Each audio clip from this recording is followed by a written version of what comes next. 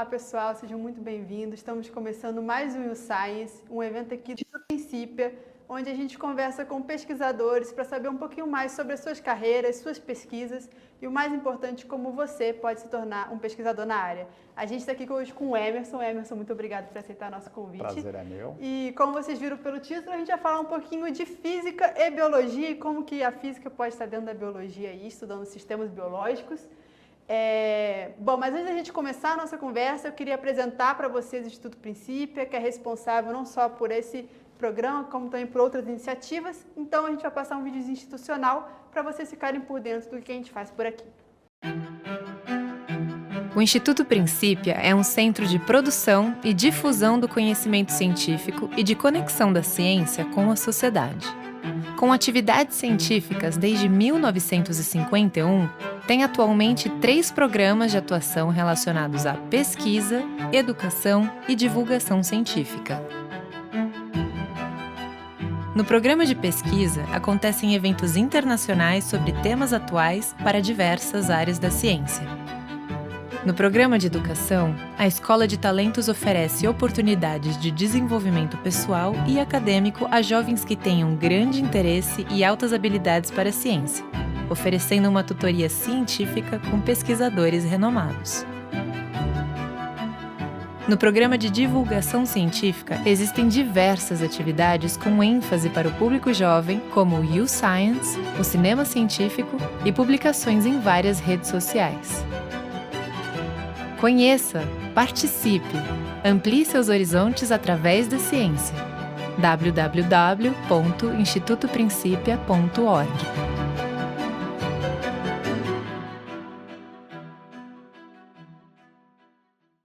Bom, como vocês puderam ver, tem muita coisa legal. Eu convido vocês a acessarem o nosso site, que é institutoprincipia.org, e também a nos acompanharem nas redes sociais, @Instituto Princípia, para ficar por dentro da nossa programação e também da nossa produção de conteúdo. Inclusive, nas nossas redes sociais, a gente vai sortear esse livro, A Dupla Hélice. Então, vão lá para poder ficarem sabendo como vocês podem participar. Mas vamos lá, vamos começar a nossa conversa. Emerson, mais uma vez, muito obrigada por estar aqui. O Emerson Rodrigo ele é formado em Física pela Universidade de São Paulo, tem mestrado em Física também na Universidade de São Paulo e doutorado em Física pela Universidade de São Paulo e Bordeaux, na França. Falei certo, Emerson? Falou. Fez seu pós-doutorado na Universidade Federal da ABC, foi professor visitante no Departamento de Química da Universidade de Reading, no Reino Unido, e foi professor visitante também na Universidade Federal do Alagoas e atualmente é professor adjunto do Departamento de Biofísica da Universidade Federal de São Paulo. Muito obrigada, Emerson, seja bem-vindo. Eu é que agradeço a oportunidade da conversa, Cecília, de poder falar um pouco da pesquisa, do nosso dia a dia de laboratório. Eu fiz uma breve exposição do seu currículo, mas eu queria que você falasse um pouquinho melhor sobre a sua formação. Bom, assim, eu acho que como né, o público é geral, assim, né? Você comentou a respeito da graduação, né? Que eu fiz uma graduação e uma formação majoritariamente em exatas, né? Um bacharelado em física na USP. E aí, no mestrado, eu já fiz uma migração, né? Eu trabalhava com ótica, ainda, né? Totalmente dentro da área de exatas, mas já com alguma aplicação, né? Usando espalhamento de laser, para a gente fazer a visualização de um fenômeno chamado biospeckle, né? Então, essencialmente, a gente iluminava materiais biológicos, por exemplo, folhas vegetais, pele humana, enfim, né? E aí, analisando a luz que era espalhada por esse laser, a gente conseguia ter uma ideia da atividade, da microcirculação que você tinha ali naquela superfície. E aí, no doutorado que eu fui de vez para biofísica, né, onde essencialmente eu fui aplicar técnicas estruturais, caracterização por espalhamento a baixo ângulo, microscopia eletrônica, para estudar a estrutura e dinâmica de DNA, né, em fases lipídicas. Falando de um jeito mais direto, assim. Esse tipo de sistema, ele tem como objetivo a gente entender como que se organiza, qual que é a estrutura, por exemplo, quando a gente tem um pedaço de DNA ou de RNA envelopado com lipídio.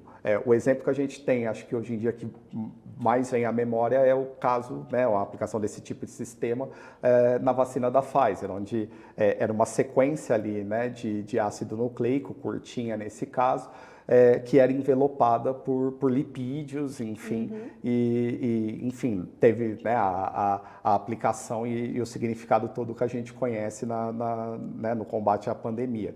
E o meu interesse é no estudo desse tipo de sistema, né? De como esse tipo de transportador se organiza, como é que é a estrutura, quais os tamanhos lá dentro dessas partículas, como é que esse DNA se dobra e se conforma, como é que outros agentes, como por exemplo peptídeos, podem ajudar numa eficiência maior dessa capacidade de transportar, enfim, e é isso, né?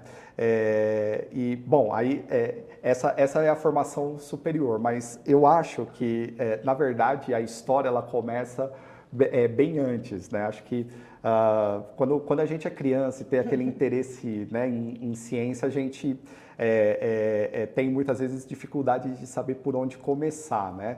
E comigo também foi esse mesmo esquema, via de tudo um pouco, lia pra caramba, assistia séries, tinha, né, vocês não são dessa época, né, mas há uns anos atrás tinha uma série muito interessante sobre temática científica que chamava-se Mundo de Bikman, né, e assim, eu era um telespectador super assíduo, sou um fã, né, dessa série. E, assim, eu tinha kit de química em casa quando era criança, desmontava os meus brinquedos, principalmente carrinho, coisinhas eletrônicas e tal. E aí, quando eu fui para o ensino médio, eu fui fazer um curso técnico em eletrônica, né? Na época era a Escola Técnica Federal de São Paulo, enfim, acho que você deve conhecer, sim, inclusive. Né? E aí foi isso. Aí depois da eletrônica migrei para a física e fiz a história toda até desembocar na biofísica, que, como eu falei. Muito interessante, uma trajetória bem legal, assim. E aí, você pode falar mais um pouquinho como que ocorreu essa migração da física para a biofísica? O que te fez? Você falou que foi depois do mestrado, né? O doutorado isso, já foi. Depois da graduação. O que foi você pensar, assim, que na graduação você chegou a fazer iniciação científica? Era na física? Isso. O que fez você falar, não exatamente física pura, né?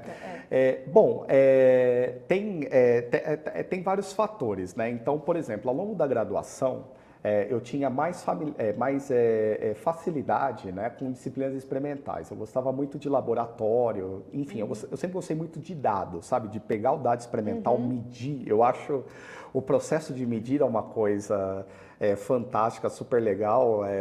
Hoje, né, como docente, você tem várias outras responsabilidades, mas uma das coisas que eu mais gosto é de parar na frente de um instrumento, uma linha de raio-x, por exemplo, e medir, né? E aí, a biologia, né? Então, uma vez que eu gostava muito de trabalhar com esses sistemas em laboratório, uma coisa mais experimental assim, né?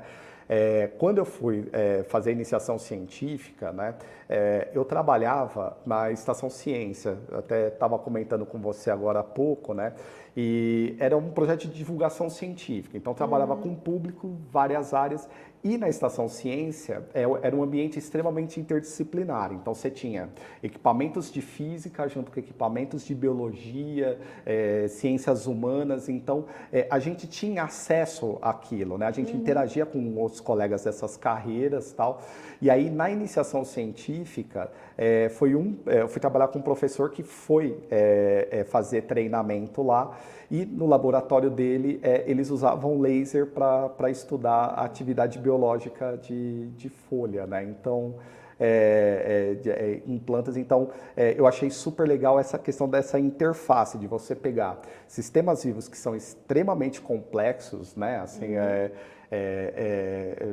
na natureza estão entre as coisas mais difíceis aí, né, de você descrever ali com propriedade, de você pegar aquela matemática, aquelas ferramentas, né, que a gente tinha em física experimental e entender, extrair informação disso.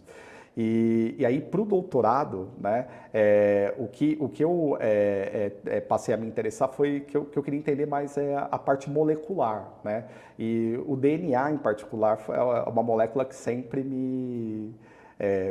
me fascinou, né? Primeiro pela... enfim, por ser o estoque, né, de toda a informação genética, mas como sistema mesmo. Se você observar a molécula de DNA, ela é um sistema extremamente interessante, porque, primeiro, é um sistema extremamente carregado do ponto de vista elétrico, assim, né? E uma coisa que me chamava a atenção no DNA eram alguns detalhes, por exemplo. Se eu tiver muito técnico, você, por favor, pode me guiar aí. Mas uma coisa que me atraía na molécula foi uma vez que eu li a informação de que no núcleo de uma célula humana, uma célula de mamífero, por exemplo, a gente pode ter, se você pegasse todo o DNA e denovelasse, conseguisse esticar, a gente teria uma dimensão, um comprimento, um fio com mais de 1 metro de comprimento, né? Só que, ao mesmo tempo, esse fio é extremamente fino, ele tem só 2 nanômetros ali de espessura, né? E na hora que você dobra e enovela aquilo, ele tem que caber no núcleo de uma célula que tem um tamanho aí, de 3 microns ou coisa assim, né? São tamanhos realmente muito pequenos. E se a gente para pensar que é um sistema carregado, onde você tem muita carga negativa, vários elétrons ali dispostos naquele cordão, uns do lado dos outros, assim, e você dobrar, você conseguir vencer essa repulsão, é algo fantástico. Então, foi aí que eu me dei conta, né, que a vida, né, e fenômenos biológicos também são sistemas extremamente fascinantes do ponto de vista físico. Né? Na história do DNA, por exemplo, se a gente mantiver as proporções, só para trazer, né, uma analogia, suponhamos que, por exemplo, a gente conseguisse aumentar o DNA até ele atingir, digamos, a espessura de um fio de lã, desses de novelo, né? Um fio de lã, né, ele tem aí, uns 2 milímetros de comprimento, de diâmetro, né? E se fosse mantida a proporção, seria o equivalente a gente ter um novelo, né, esticado de São Paulo até Salvador, por exemplo. Que isso? E mais do que isso, para a gente ter uma ideia de como isso é fantástico, no núcleo celular, se você ainda mantiver essa mesma escala e vier dobrando esse novelo, ele teria que caber dentro de uma bola, uma dimensão assim da ordem de metro. Sei lá, é como se eu pegasse esse fio, esse novelo de lã esticado de São Paulo até a Bahia. Eu conseguisse dobrar isso e colocar, sei lá, numa bola de praia, por exemplo, num espaço extremamente pequeno. Então, esse tipo de proporção, quando você para pensar, você começa a imaginar quais são as forças e os fenômenos que estão ali, tá aí, dentro de você, da sua célula.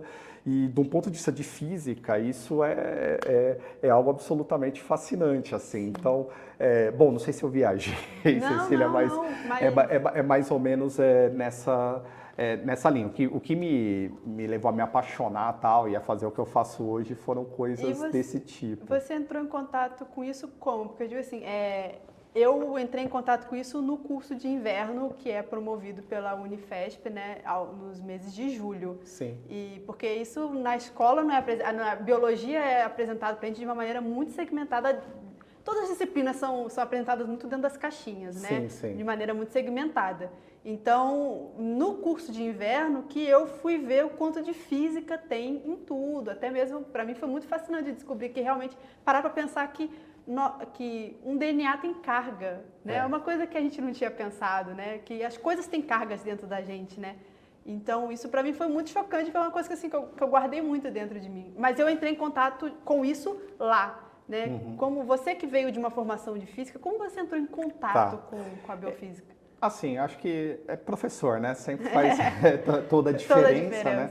Eu tive a sorte, né, de ao longo aí da minha trajetória, na graduação eu tive, felizmente, a vasta maioria dos professores que eu encontrei, né, durante a graduação, eram extremamente inteligentes e pessoas excepcionais, assim, né, no sentido de motivar o estudante também, né. Então eu tive em algumas disciplinas, por exemplo, física do corpo humano, própria mecânica estatística, enfim, né, física 2, né, tipo, que são, né, as físicas básicas que você faz, né, no primeiro biênio aí da graduação. Eu tive professores realmente muito, muito legais. Mas aquela experiência que eu tive na Estação Ciência, que eu fui monitor, né, e aí, quando você é monitor, né, ok, eu como físico, né, como estudante de física, embora eu ficasse mais concentrado em instrumentos e experimentos ligados à parte de física, quando você está ali em contato com uma criança, a pergunta dela não é segmentada, né? O público que vem, né, tipo, que chega no Museu de Ciência para chegar e perguntar, esse tipo de conexão surge, as analogias elas vão aparecendo e isso vai te desafiando.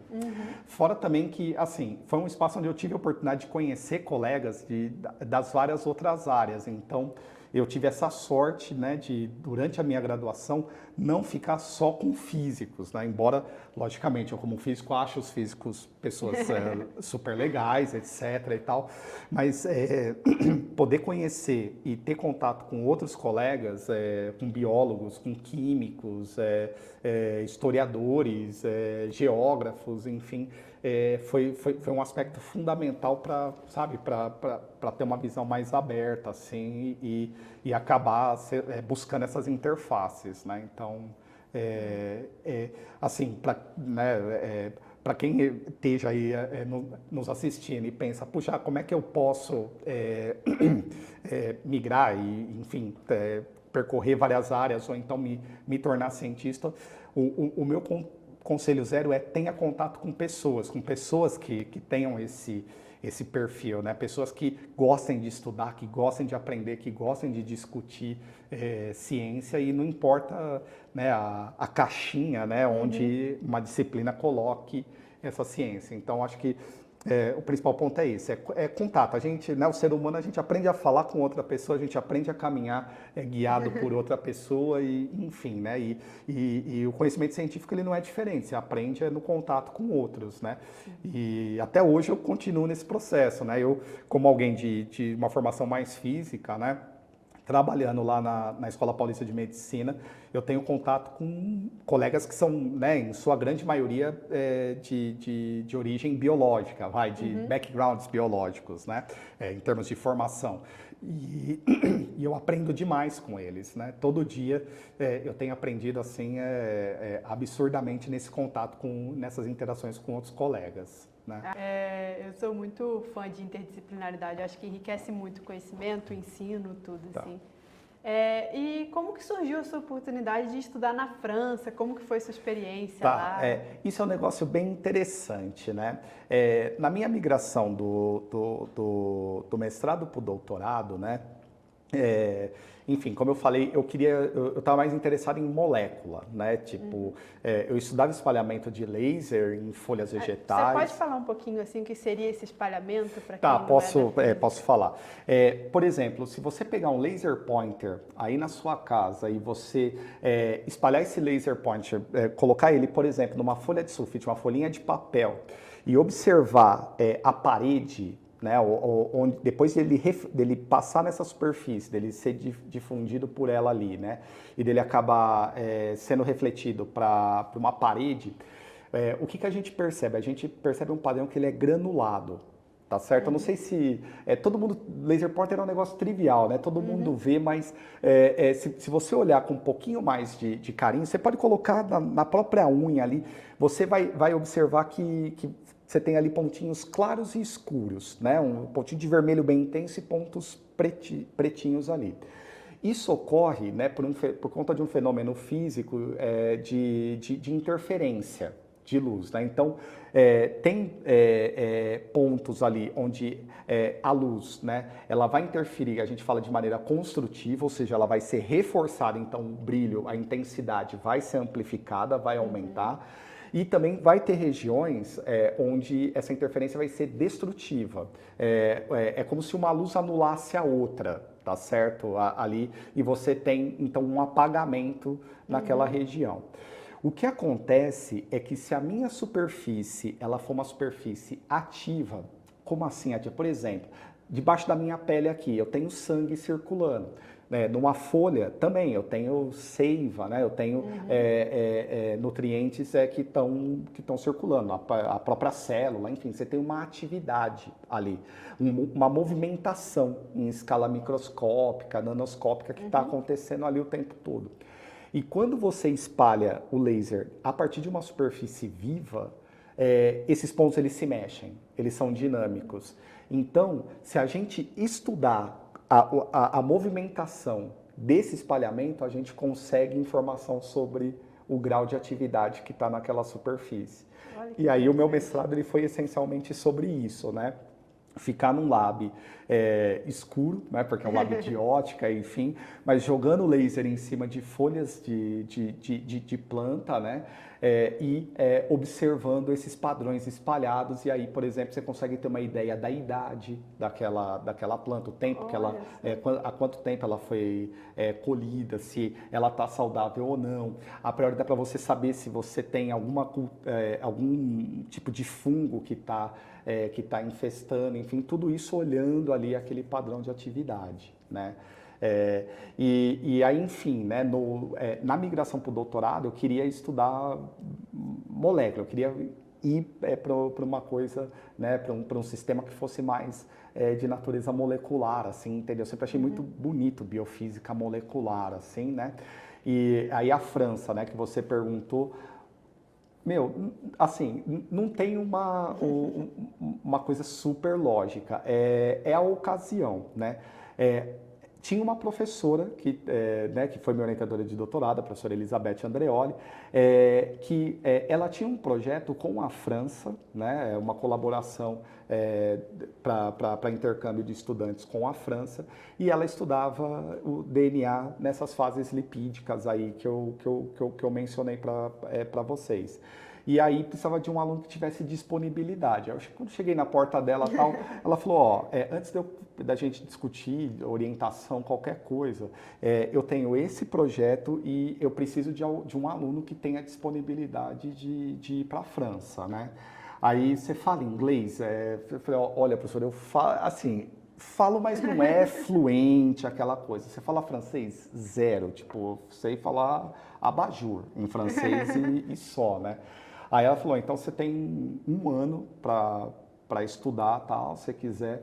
E aí eu topei, né? E aí aprendi a língua, aprendi o francês, felizmente aprendi a falar até que bem, melhorei também bastante no inglês, tal. E fui para a França por conta disso, né?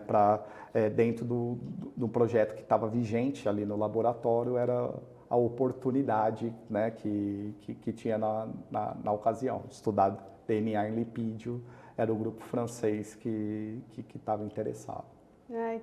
Realmente tem coisa que é muito a hora certa, no lugar certo. Exato, e isso é uma coisa interessante também, né, que às vezes, né, e em ciência a gente faz muito isso, né? Você conta a história de uma descoberta, ou até a minha recomendação do livro tem a ver com isso, né? Quando você vai olhar para a atividade, é muito comum a gente pensar de modo contar a história linearmente. Eu tive essa ideia, fiz essa pergunta e propus esse experimento, aconteceu assim. E via de regra, as coisas elas não são desse jeito, né? As coisas elas são tortuosas, né?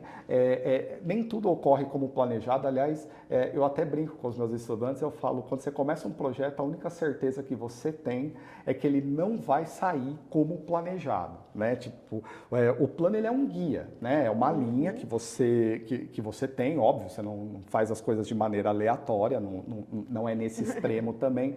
Mas no dia a dia dia vão aparecendo situações, novidades enfim, contextos ali que vão te guiando. Só que aí lá no final, quando você olha a história, você fala, não, ó, o caminho foi assim todo, né, como se tivesse ocorrido ao longo de uma linha, numa só direção, e não, são idas e vindas, enfim.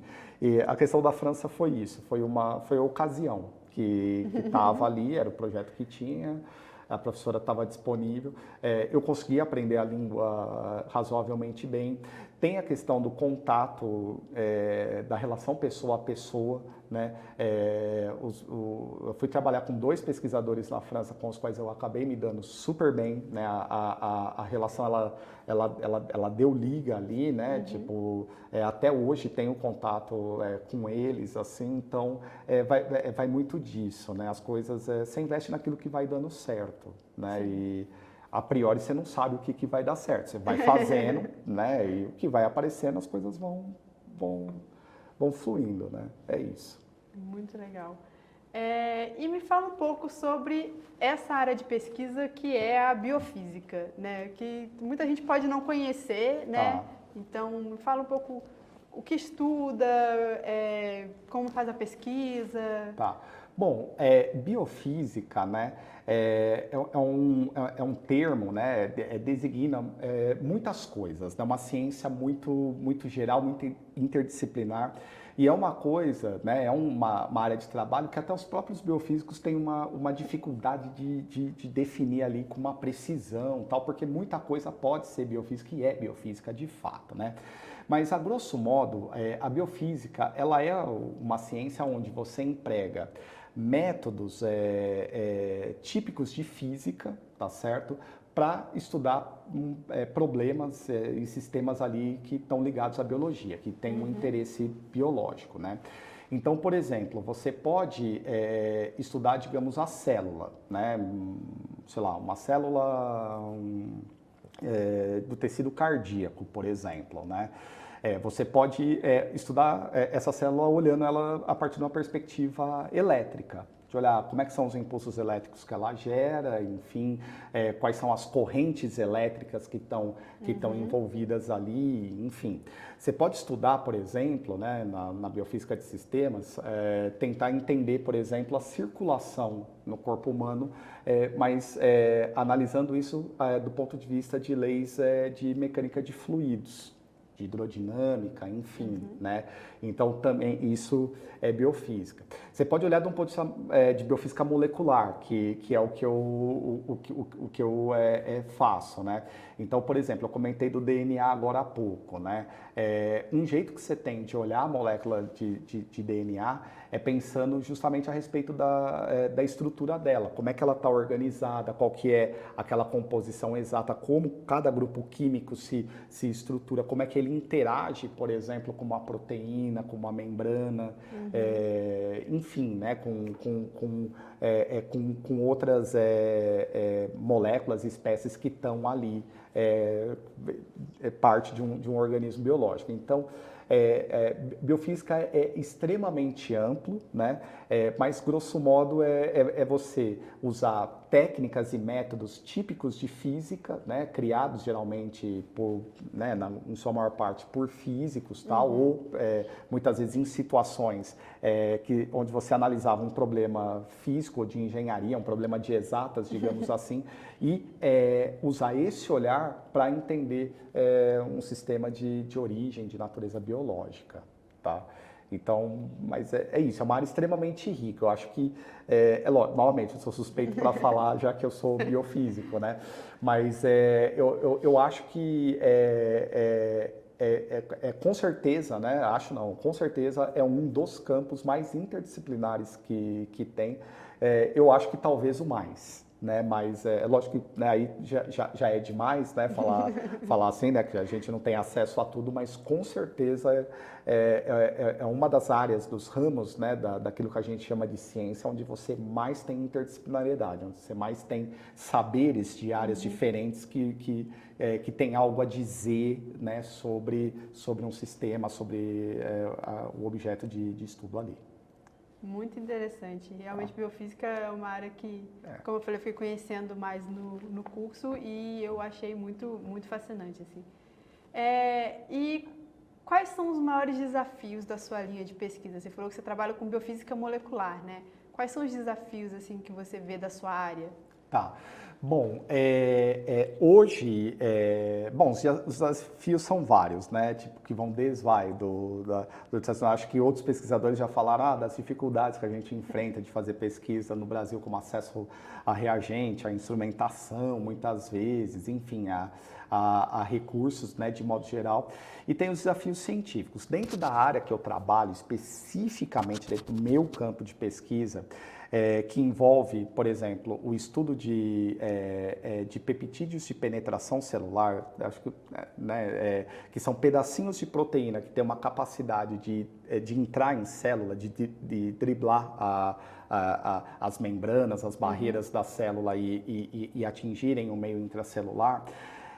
Esses peptídeos, né, que a gente no laboratório tem interesse de usar para jogar DNA para dentro da célula, o maior desafio é você entender com precisão quais são os mecanismos de entrada, né? Por exemplo, com quais receptores eles interagem propriamente dito. Primeiro, se essas rotas de entrada elas são mediadas por receptores, muitas vezes não são, né? Tem, por exemplo, determinadas moléculas que elas chegam na superfície da célula e elas são capazes de simplesmente induzir às vezes via forças eletrostáticas mesmo ali, um poro e se internalizar. Então, como é que são esses mecanismos? Eles são mais, digamos, de natureza física propriamente dito, baseados, sei lá, em eletrostática, ou ainda, por exemplo, em gradiente de concentração. Tem, por exemplo, uma região muito, né, de concentração ali na superfície da célula e aí você tem um processo de difusão para o interior e tal. Ou você tem mecanismos que são, digamos, mais biológicos ou mais bioquímicos, no sentido, eu tenho um receptor, uma proteína de membrana que está ali na superfície e essa minha partícula ela vai interagir exatamente com ela. Eu acredito que tenha de tudo um pouco e por isso que é desafiador, né, a gente entender, né? Mas tem outros grandes desafios, né, na área de biofísica, enfim, biofísica celular, você tem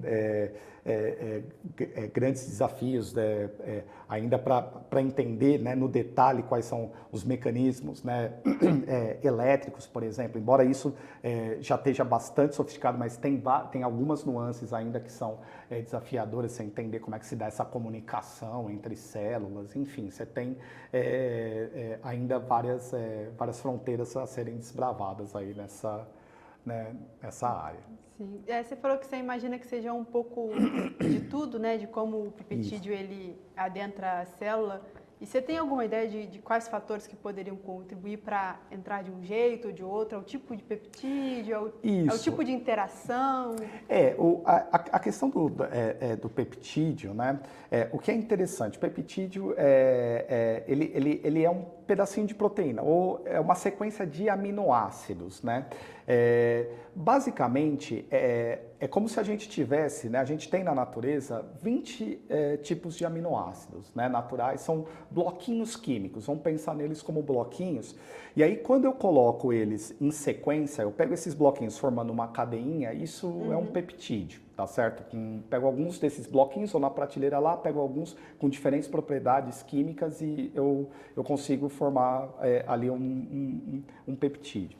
O que acontece é que dependendo da escolha dos bloquinhos, da posição que eu coloco eles, da sequência tal, e mesmo das condições em que esse peptídeo vai estar, esse trenzinho de aminoácidos então, os vai arranjos estar, faz diferença. ele pode dobrar de maneiras diferentes. Eu posso expor determinados grupos que tenham mais facilidade de interagir com uma proteína X ou Y, ou que possam interagir com o próprio lipídio da membrana e facilitar essa entrada, enfim, né?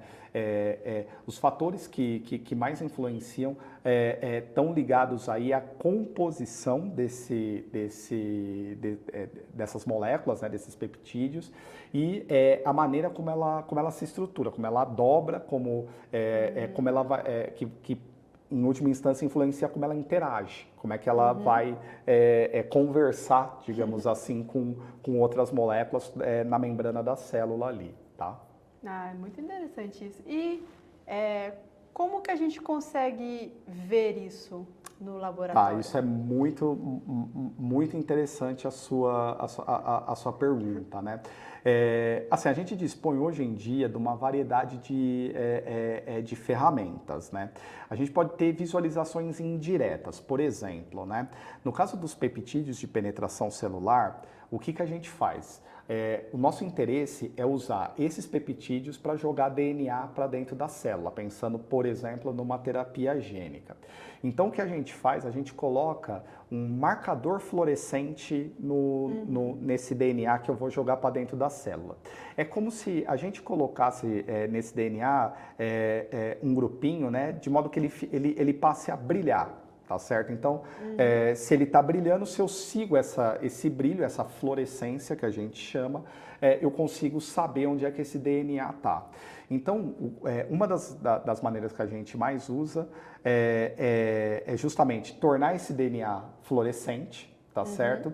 E aí a gente coloca o peptídeo lá, envelopa, essencialmente mistura ele com o DNA, ele vai se auto-organizar, que a gente fala, ele vai envelopar esse DNA, e você coloca lá no meio de cultura e vai olhando isso num microscópio de fluorescência, né? Um tipo de microscópio que a gente até chama de confocal, né? Mas essencialmente é um microscópio que permite você olhar esse brilho, essa fluorescência, né? E aí a gente fica observando a célula na presença desses peptídeos envelopando, desse DNA envelopado com peptídeo. E aí, basicamente, a gente consegue visualizar, ou não, muitas vezes, infelizmente, não dá certo, mas por vezes a gente consegue desenvolver uma molécula que é capaz de você ver que o DNA entra na célula, você consegue visualizar essa entrada. Um outro jeito que a gente tem de olhar é através de técnicas de microscopia eletrônica, né? Então, nesse caso, por exemplo, a gente prepara tipicamente uma solução contendo ali as minhas partículazinhas, o DNAzinho com o peptídeo em torno dele ali. E aí a gente faz um processo de congelamento rápido dessa amostra e, enfim, tem algumas etapas, mas essa amostra congelada ela é colocada num microscópio que tem uma capacidade de aumento gigante, um microscópio eletrônico, e a gente consegue visualizar ali diretamente essas partículas. Então a gente consegue saber se elas são fibras onde o peptídeo se enrolou em volta do DNA, às vezes você tem a formação de estruturas globulares, enfim, tem uma variedade aí de formas tal que podem aparecer, né, em que esses sistemas podem se organizar. E um outro jeito também que a gente tem... Só uma dúvida, claro. Essas diferentes geometrias vai depender justamente dos arranjos ali do peptídeo e da interação dele com o DNA. Exatamente. Então, por exemplo, se eu faço composições de aminoácido diferentes, eu vou ter propriedades diferentes também. Eu tenho moléculas que vão se dobrar de jeitos distintos, que vão ter facilidade, por exemplo, de ficar mais na água, na parte aquosa, né? Ou de entrarem, se esconderem de água, acabarem entrando em regiões que a gente chama de regiões hidrofóbicas, enfim.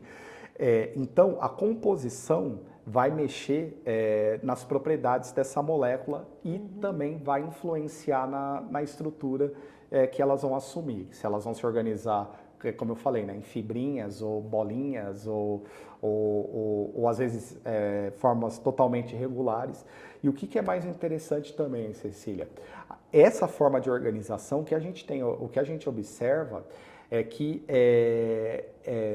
esse polimorfismo que a gente chama, essas geometrias, elas influenciam se essa nanopartícula ela é capaz de jogar o DNA para dentro da célula ou não. Também é um fator importante, né? Então, essa questão da estrutura, ela permeia todo o processo, né? Desde eu conseguir, de fato, embrulhar o DNA ali, até essa molécula ela conseguir conversar, digamos assim, com a membrana da célula e realmente ser internalizada pela célula, né? E depois que ela entra na célula, tem vários desafios também, né? Por exemplo, elas podem acabar parando no tipo de estrutura que a célula tem, que é o endossomo e tal. Então, são várias barreiras que tem que ser dribladas. Entrar na célula não significa entrar no núcleo, né? O objetivo é o núcleo. Isso, muitas vezes sim. Tem várias terapias que são possíveis você alcançando o citoplasma, né? Mas pensando assim numa terapia gênica, muitas vezes, ou em grande parte das vezes, o objetivo é o núcleo. Caramba. E ficou você falar, eu te interrompi antes, você falar a terceira forma da gente conseguir ver se... Ah, sim, tá. Uma outra forma que a gente tente visualizar, né, e eu coloco entre aspas esse visualizar, porque é indireto, que é através de raio-x, espalhamento de raio-x, né, que a gente faz. Não é a mesma coisa que o raio-x que a gente está habituado, por exemplo, em ortopedia, né? Ali você tem uma sombra, uma projeção, uma imagem propriamente dita. Esse tipo de raio-x que a gente faz em máquinas específicas, às vezes até em máquinas grandes chamadas síncrotrons, né? Ele gera o que a gente fala de padrão de espalhamento. É como, por exemplo, se eu tiver ali na minha amostra, na minha solução, bolinhas, esse espalhamento, né, ele vai ter uma intensidade, uma distribuição de intensidades que vai ser diferente na comparação com uma amostra onde eu tenha tubinhos, por exemplo, tá? Então, o que a gente faz? A gente olha esse padrão de espalhamento, a gente olha como essas intensidades estão distribuídas ali, tá certo? E a gente tem modelos matemáticos que conseguem dar pistas para a gente de qual geometria e tamanhos, enfim, que descreve melhor aquele padrão de espalhamento. Então, a gente consegue descobrir, nesse caso, porque como é que é a forma, quais são os tamanhos, como é que está organizado aquela tua amostra ali com DNA, com peptídeo, enfim, tá? Muito interessante. E tem algum processo ou conceito que você acha particularmente instigante na biofísica? Ah, tem vários, né? Por exemplo, como é que se dá a consciência, né? Assim, você falou agora a ponta de desafios, né? Assim, a mente, né? É um desafio, né? Cada ser humano é um universo em particular, né? Você tem origens tipo, em reações bioquímicas para isso? Será que isso é um processo puramente de reações químicas que levam a isso? E se forem, né, em última instância, são processos de natureza termodinâmica que estão acontecendo ali, né? Mas será que é só isso? Será que tem outras, né, várias outras vertentes? Provavelmente sim, né? Certamente sim. A gente não sabe, mas esse aspecto eu acho extremamente instigante. Como é que surge a consciência, a memória, a formação de valores, né? Eu não sei se seria o que a gente poderia chamar mais filosoficamente, você pode, né, melhor, definir muito melhor do que eu isso, é aquilo que a gente chama talvez de alma, né, né, enfim, o que biofisicamente, né, tipo, pensando do ponto de vista puramente material, qual que é a origem disso, né? Isso eu acho realmente fascinante, instigante e uma fronteira ainda, né, completamente aberta. Sim, aí tem várias áreas da biofísica, né, que estudam isso, né, que tem pessoas que tentam estudar consciência a partir de modelos quânticos, Sim. tem gente que a partir de sistemas complexos, então tem várias vertentes aí tentando entender o que é a consciência, né? Exato. A partir da biofísica. Exato. Então é uma das fronteiras aí que a gente tem e com certeza das mais instigantes. Realmente também é uma coisa que acho que instiga todo mundo, né? Não, todo com mundo certeza. gostaria de saber o que é a consciência. Exato. E como que você vê que a sua formação como físico contribuiu para o seu trabalho como biofísico? Puxa, assim, é central, né?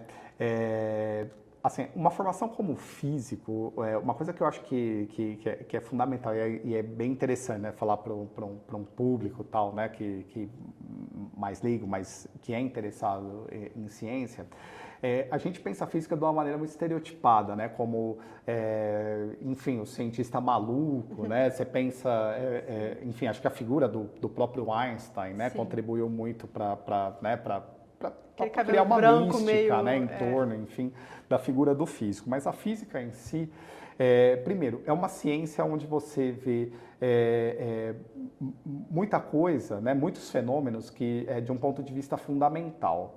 Eu diria que assim, a física é uma ciência de fundamentos, de você entender processos fundamentais da natureza, né? Por exemplo, quais são as forças, quais são as interações que estão envolvidas, enfim, quais são as leis que governam esses processos mais fundamentais. E aí, desse ponto de vista, quando você estuda fundamento, né, e você, sobretudo, você é treinado para olhar a partir de uma perspectiva, ver um fenômeno, e aí você pensar, tá, mas lá embaixo, qual que é o mecanismo, quais que são as leis que estão governando?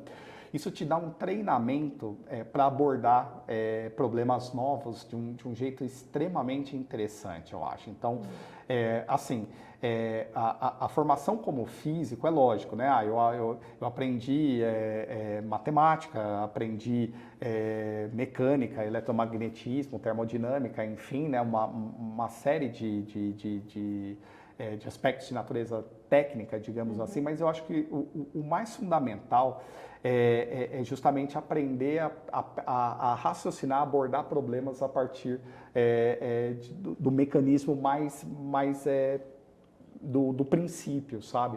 Então, a maior contribuição ela é essa, né? Qual que é o fundamento? É o olhar, né? Tá acontecendo isso, mas por que é assim? Você propor como é que aquilo funciona em termos de leis fundamentais. E isso é uma coisa muito legal que você falou, que também pessoas que defendem um pouco, tipo assim, para que eu aprendo matemática se eu trabalho, sei lá, com qualquer outra, sou advogado, sou dessas áreas que não usam muito a parte exata, né? Mas a matemática é uma forma de pensar. Isso, né? Você exatamente. ensina uma forma de pensar, de resolver problemas. A matemática... É como físicos, às vezes, né, ou cientistas, né, de ciências duras, assim, mas humanidades é importante, mas é claro que é importante, são áreas fundamentais, né, você tem que entender um pouquinho de filosofia, história, de ver as relações, né, entre pessoas e como, né, a sociedade se organizam e tal, é fundamental para o profissional de ciências exatas ou biológicas, sim, enfim, né, de uma ciência mais dura, né, como é chamada, tal, você ter esse olhar das humanidades. E no tempo que a gente está agora, né, por exemplo, se fala muito em inteligência artificial, né, veio, com certeza, é um processo transformador, veio para ficar, né, é definidor em vários sentidos, né, e aí você pensa, o que sobra, né, depois de tudo isso? Você vê lá, sei lá, o ChatGPT ou o Bard ou qualquer outra inteligência artificial fazendo coisas fantásticas, assim, e na hora que você vai olhar assim, talvez você fala, não, mas tem o aspecto fundamental e é justamente o lado humano, né? Essa coisa que a gente estava falando agora há pouco da consciência, da emoção, da psicologia, enfim, né? Isso realmente é insubstituível, né? Então, nesses aspectos, né? Conhecimento conversa, né? A gente, por uma conveniência, coloca em caixinhas, né? Eu acho que a disciplina, né? Essa compartimentalização, ela tem a sua relevância, lógico, do ponto de vista de você sistematizar e de você analisar, só que o bom pensador, né? Seja o bom cientista, né? Ele vai em diferentes caixinhas, né? Porque tudo é conhecimento, então é importante isso. E falando um pouco mais do ponto de vista de aluno, né? Também acho que uma contribuição boa que a física dá para quem está estudando biofísica é na parte de análise gráfica, né? Que no curso de biofísica eu acabei pegando um pouco essa parte, né? De que você tem todos os gráficos lá que mostram justamente resultados dos que a gente faz lá das espalhamento de raio-x e tudo mais, são dados que você gera, que você tem essa parte toda de análise, que é um treinamento que o físico tem, né? De analisar dados. Exatamente. Eu comentei com você no começo, né?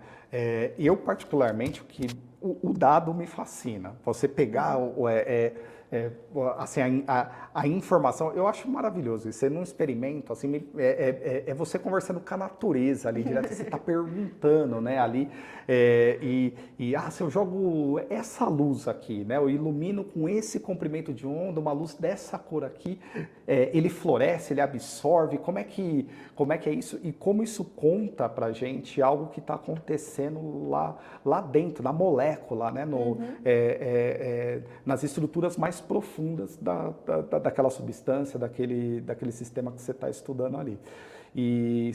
Enfim, a física, ela te treina para isso, né? Eu acho que esse é um aspecto extremamente legal, assim, do nosso...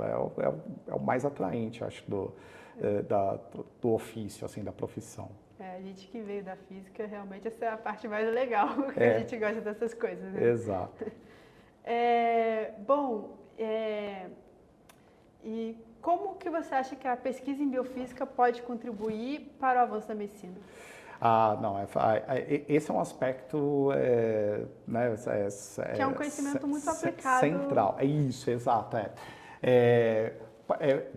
Por exemplo, né, a gente acabou de assistir a questão, né, da pandemia e, enfim, as vacinas, né, todas elas, né, foram assim, definidoras, mas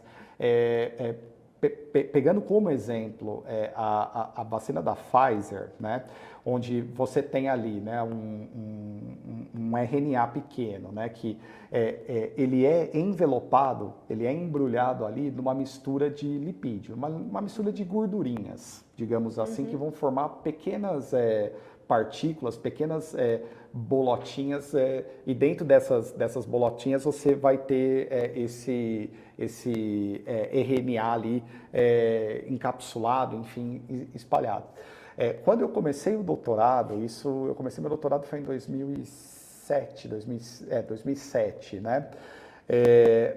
Naquela época, né, isso era um tema super corrente assim, no laboratório, não fazia tantos anos assim que tinham começado a estudar isso com mais intensidade assim, e essa era uma das coisas que se visualizava, né, assim. E aí hoje, né, enfim, 15 anos depois, no meio de uma emergência global, assim, um problema real médico, né, enfim, acho que o maior que a gente, na nossa geração, viu, e espero que continue sendo, né, a maior questão de saúde pública, né, da nossa geração, enfim, essa ciência fundamental, ela estava pronta para ajudar a resolver. Né? Lógico, fala-se muito, né, da própria plataforma, né, do desenvolvimento que a Caricó, né, que desenvolveu, né, a cientista húngara, enfim, mas uma outra parte desse quebra-cabeça, né, é justamente esse transportador, essa mistura de lipídios que é o foi o colega dela que desenvolveu, e essa é uma plataforma que estava pronta também, justamente por esses anos de pesquisa envolvendo biofísica, né? Por exemplo, agora também, há pouco eu mencionei a questão de eletricidade em célula, né? De eletrofisiologia, por exemplo, né? Eu penso que a pesquisa nessa área, ela tem um potencial enorme para contribuir, por exemplo, em doenças motoras, como Parkinson, por exemplo, uma vez que a gente consiga entender melhor, né? E olha que já se entende bastante a esse respeito, mas que você consiga controlar esse processo desses impulsos elétricos, eu acho que também você tem uma perspectiva muito boa, por exemplo, de contribuição nesse tipo de tratamento, né? Cânceres também, né? Por exemplo, você tem biofísicos que são dedicados a estudar propriedades elásticas da membrana da célula, de ver, por exemplo, como é que a célula ela adere, ela gruda, como é que são essas transformações nesse padrão, por exemplo, de adesão da célula quando você tem um tumor, quando você tem um câncer. É um tipo de conhecimento que eu tenho certeza também de que vai trazer informação que vai poder contribuir na pesquisa de câncer. E tem várias outras aí também, né? Por exemplo, neurociência, né, do modo como está avançando também, contribuir com doenças relacionadas ao Alzheimer, por exemplo, enfim, né? É um campo muito rico, né, de contribuição da biofísica para a medicina. Exato. Muito legal. E como que você vê o futuro da biofísica, tanto aqui no Brasil quanto no mundo de maneira geral? Como você vê a área, o futuro dessa ciência? Bom, eu acho assim, não só na biofísica, mas nas ciências de modo geral, né, a interdisciplinariedade, eu acho que ela, enfim, ela nem é futura, ela é presente, né? E como a biofísica é uma ciência extremamente interdisciplinar, né, eu acho que ela é privilegiada nesse sentido. Eu acho que pesquisa em biofísica vai continuar sendo uma das áreas mais quentes assim em ciência por muitos anos ainda, justamente pelo potencial que você tem de aplicação, seja em medicina, seja no próprio entendimento de sistemas biológicos, enfim. Eu acho que é uma área que, com certeza, para quem é cientista, né, tem esse desejo e tal, tá investindo num campo, eu acho que é um dos melhores campos para você investir, porque ele é muito diverso, ele é múltiplo e te permite trabalhar com muitas coisas, né? Só para amarrar esse raciocínio, né? Tem algumas pessoas, né, que dizem que você pode considerar, por exemplo, o século XIX como o século da química, né, porque você teve aí a descoberta, né, por exemplo, as descobertas do Lavoisier, você teve um desenvolvimento, né, da própria indústria química ali e tal, que começou nesse século tal, então é considerado o século da química, né, muitos dizem isso. O século XX é considerado o século da física, né? Por exemplo, você tem o evento, né, mais marcante, a guerra com a bomba atômica e tal. Então, você tem a mecânica quântica, a teoria da relatividade, foi o século da física. E dizem que o século XXI é o século da biologia. Por exemplo, você tem os desenvolvimentos da genética, agora você tem o CRISPR, enfim, você tem realmente, né, a biologia como uma ciência, né, extremamente atual e corrente. Não que as outras não sejam, mas eu acho que a biologia ela é mais evidente. E a biofísica está nessa interface, né? Então justamente uma ciência realmente muito corrente. E se eu particularmente, quando eu olho para frente, eu acho que o próximo século, né, ou as próximas décadas, a fronteira final, eu acho que é o cérebro humano. A neurociência também é um outro aspecto que vai brilhar com certeza e, enfim, vai trazer descobertas realmente fascinantes aí nesses anos vindouros. E a biofísica está lá também, né? Tipo, você tem muitos biofísicos trabalhando naquilo que se chama de neurociência. É um tipo, como eu falei, a biofísica ela é um termo amplo, né? Muitos fazeres científicos cabem debaixo do guarda-chuva da biofísica. Então, é uma ciência que eu recomendo para, né, os jovens aí, né, que estejam pensando numa carreira, é uma carreira que vale a pena. É um grande futuro da ciência, né? Isso.